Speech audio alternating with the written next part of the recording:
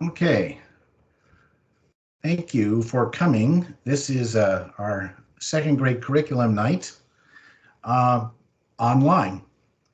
And I'll go through a presentation and hopefully this recording comes out okay. And those of you who are not able to make it to the scheduled meetings will gain some benefit from this. Okay.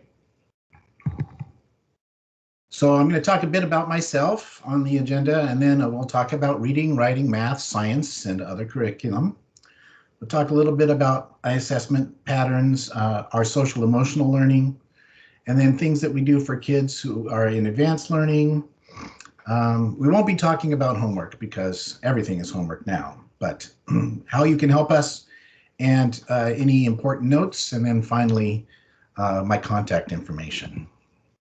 Okay, so first of all, my name's John Carroll. I've lived in Seattle since 1987, so looking at 33 years now. I have a daughter, Grace. She's 9, and she goes to 3rd grade at Stevens. I've been teaching for 20 years. You can see my degree information. I've taught grades 1 through 5, but most of the time it's been 1st, 2nd, or 3rd. I've only taught 5th grade once, and I've taught 4th grade twice. So most of my concentration has been 1st, 2nd, 3rd. And I'll say 2nd grade is my favorite grade personally. 20 years before this, I worked as a customer service person, and I was also a network administrator. And there's my interests. And I try and bring some of my interests into the classroom sometimes, just like the kids do, because it helps them know me better, and better relationship is better teaching. All right, so let's move into curriculum. It starts with the collaborative classroom curriculum. The CCC is reading, writing, vocabulary. It's all the language arts. It includes something called a workshop model for writing, which will be starting soon. It includes a phonics component. It includes lots of small group work based on the learning level of the kids. Works a lot on comprehension through discussion and inferential comprehension, things we can draw from text. It also, the grade 2 benchmark levels for books are about HJ to start the year and end the year around M, MN, LMN, in that range. It's of course a range because kids learn at different paces, but that's about how far we go in the learning, the reading levels for 2nd grade. Anything above M or N is considered somewhat above standard. One of the big things we do in reading also is, as we discussed, we learn to cite evidence in the text in 2nd grade. This becomes even more critical in 3rd grade. We're in the last year of learning to read, so there's a lot of phonics and a lot of discussion and comprehension. By 3rd grade, kids are moving on to what we call reading to learn. So hopefully they have all the basics.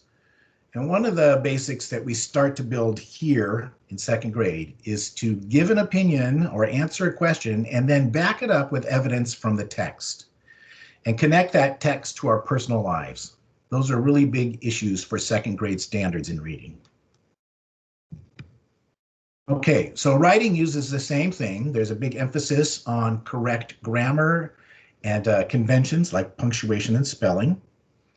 We learn about basic paragraph structure, like topic, sentence, and 3 backing up sentences, supporting sentences, supportive sentences. We'll work on informational writing, narrative writing, persuasive, and we'll touch on poetry a bit as well. There's some sort of writing every day, whether that's working on grammar or spelling or a writing prompt. We're going to try and do some spelling tests this year when it comes to online testing. We'll see how that goes. That's a little ways away. We're going to do more phonics works before we start doing some spelling tests.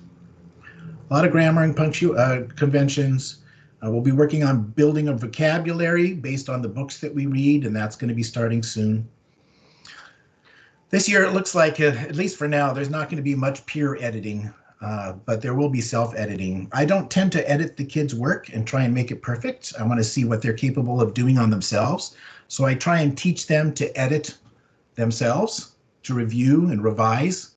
And then whatever mistakes remain, that's what we need to teach them. So, and I'll also be teaching them the difference between writing that is formal and informal.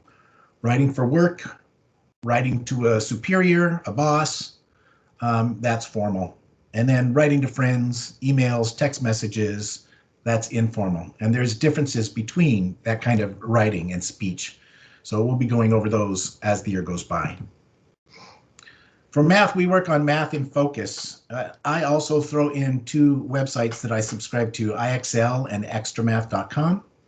Extramath does a good job of basic math facts, addition, subtraction, multiplication, and division. Those simple things that just simply need to be memorized, like 3 plus 5 is 8, and 10 minus 2 is 8. That kind of extra knowledge, strict memorization, is foundational to being able to function quickly and solve problems quickly. We work on standard algorithms for addition and subtraction, and we do get into some multiplication of multi-digit numbers, like, for example, 235 times 7. I'll teach them the algorithm for that. Multi-digit times 1 digit. We work on that toward the end of the year. Problem solving, real-time, real story problems, real condition story problems, and explaining your mathematical thinking through modeling. That's a big part of this year too. Something you'll hear about in the future, bar models. Tons of it we'll be working on. The kids need to be able to explain and show their understanding of a real life story problem by creating a model that matches the story. You'll see more of that this year. It's one of the hardest things we do. And I love it, but the kids are not thrilled by it, believe me. Although some of them enjoy it. Science is going to be interesting this year. We teach a lot about scientific processes, the scientific process, questioning, hypothesizing, designing experiment, all that kind of stuff. And we use Amplify Science, but science is very much a hands-on thing. It's not easy to do online. So we're going to kind of limp our way through that the best we can using Amplify Science. And there might be sometimes when I occasionally ask if you can get some supplies, like coming up soon, I'll be asking if everyone can get some sort of seed, even if just a lima bean, so we can plant at home, and then talk about the process of seed sprouting and the parts and their functions and all that kind of stuff. So Amplify Science is going to be starting soon, and we'll also be working on the social studies of economics, geography, already have started that, and later government, basic government, like city and state. They'll start learning about that in social studies as well. Those are a little bit easier to teach online than the science is. Okay, so what else are they learning outside of my teaching? Well, they have art every week with Ms. Moline. They have PE twice a week with Ms. Goubert and Mr. Peters. They have music on Thursdays with Ms. Wright, and also on Thursdays, they will have a library session with Ms. Camilla, which usually is a story and conversation about some literary element, and then the opportunity to teach how to do online checkout, how to reserve books and things like that, so that, maybe once every couple of weeks you can go pick up some books at Stevens in the curbside pickup. So that'll be coming too. That's starting today. Okay, so how do I assess? Right now, there is no official district assessment. Usually we do the MAP test, first of the year and end of the year, to show growth. That is not happening at this time. I don't know if it will happen. Sometimes they talk about it, and mostly though, we're just putting our energy into online learning. So if we do end up going back into the building, I would not be surprised if they end the year with it.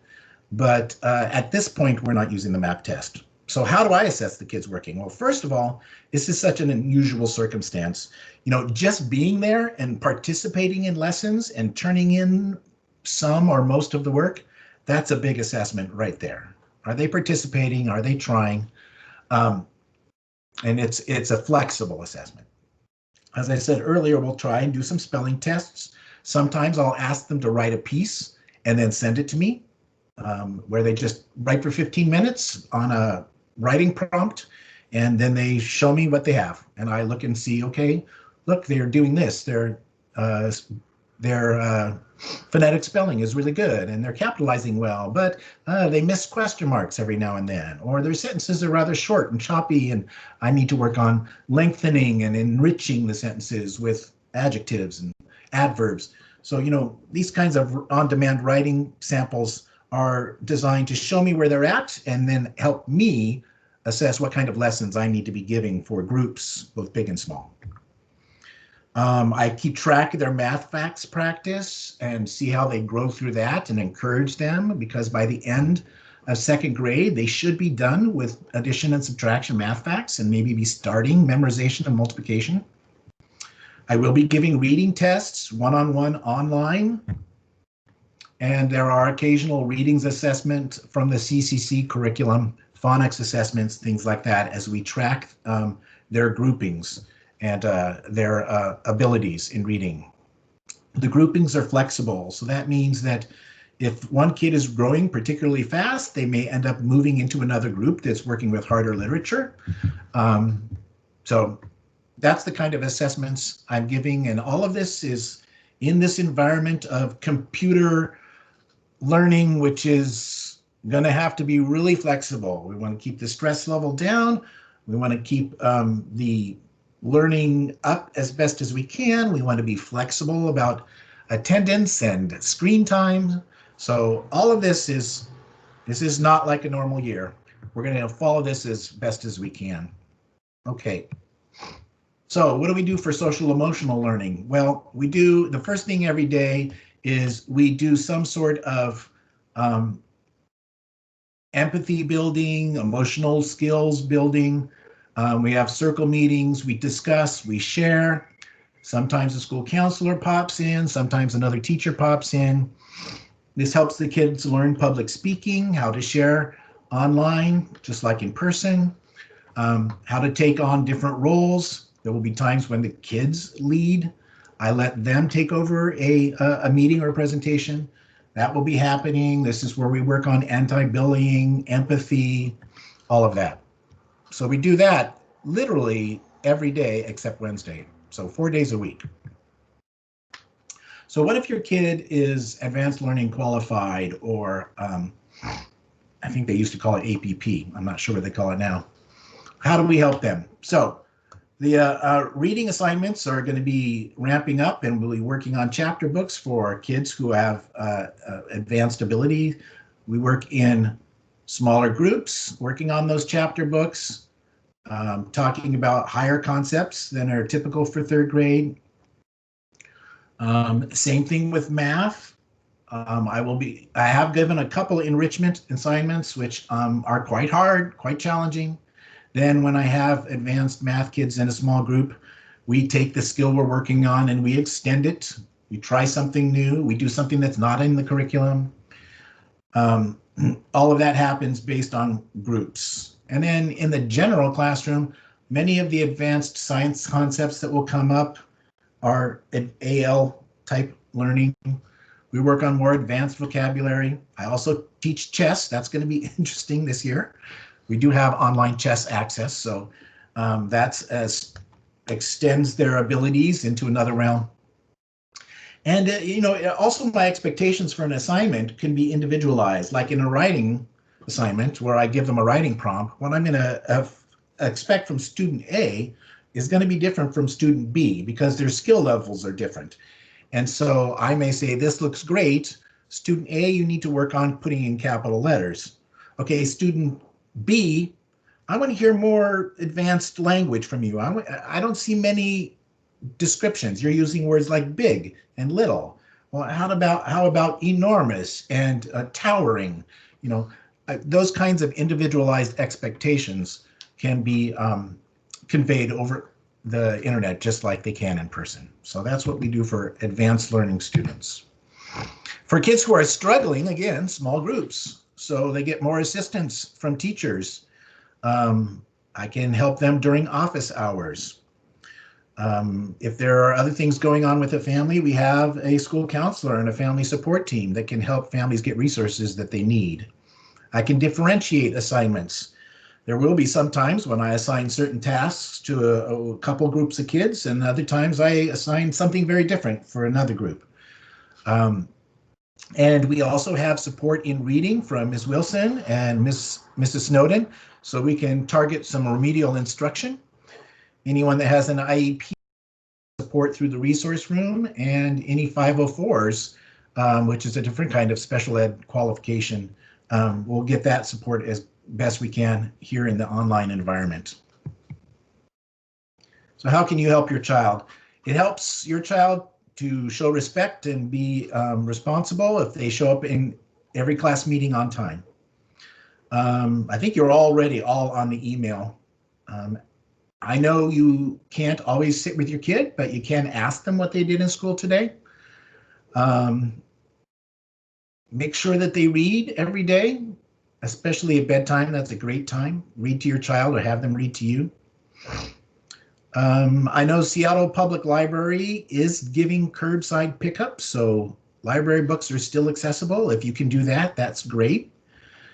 Many creative, artistic, and cultural places are opening up, including zoos and things like that. So having that as background knowledge is always helpful. Correcting their spoken grammar is helpful. Don't insist on perfection in your child's work, but insist on they check it. If they find 3 errors, maybe they correct 2 of them.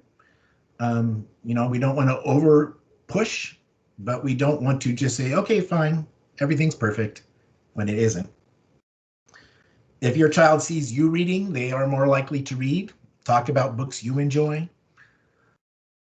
Okay. So some final important notes. If your kid's going to be absent from online school, could you please email me and let me know? We are taking attendance. If your kid is struggling, I know we want to help our kids. I often, when I help my daughter and sit down with them, I'd say it's good to sit down, give some help, and then say, okay, work on these next 3 problems, and then walk away and support them again later. But make sure that you're fostering their independence. Encourage your kid, if they are having difficulty, to talk to me, to come to office hours, to send me an email. I need help on subtraction with regrouping, Mr. Carroll. You don't always have to be the one helping. That will foster independence if they come seek it from me. Many of the kids are already doing that, but I'm sure there's more that can seek help from me. Make sure that your contact info is updated with the office. And I'd say, if you can, check the child's Seesaw account 2-3 times a week. The assignments stay on there for about a week unless everyone's done them. So you're bound to see what kind of work is being asked of your child if you can check it every now and then. And their journal shows whether it has been completed and whether it's been approved by the teacher. That's where you look to see what's done, the journal. And the activities is where you look to see what hasn't been done, what has been assigned but not done yet. Okay. All right, so phone number doesn't really count. I live in Snohomish County. There is the Stevens Elementary PTA website. That is my email. I think you all know that already. You've gotten things from me. So if you have any questions, please do send me an email. We can also chat online if you want to. I appreciate your time. Thank you. I am going to end our recording.